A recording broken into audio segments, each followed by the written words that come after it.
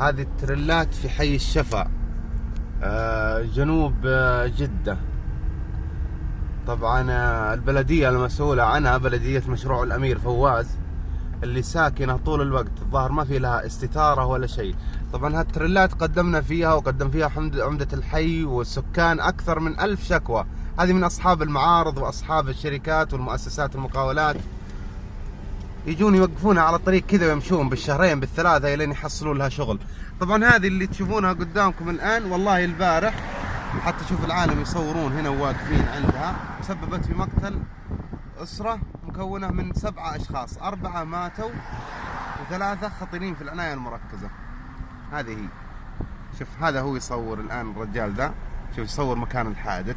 هذه بسبب هذه التريلا، لما جاء وصدم فيها، ضايقه الظهر واحد وصدم فيها. الحين نناشد أي أصحاب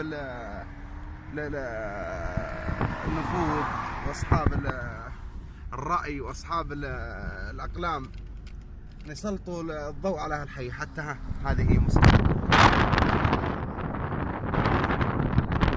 سنوات.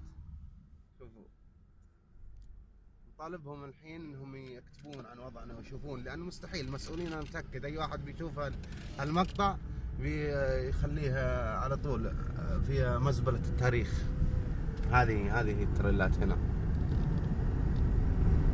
هذا التاريخ اليوم 6 رمضان 1437. أسألكم بالله من يصل هالمقطع لا يوقف.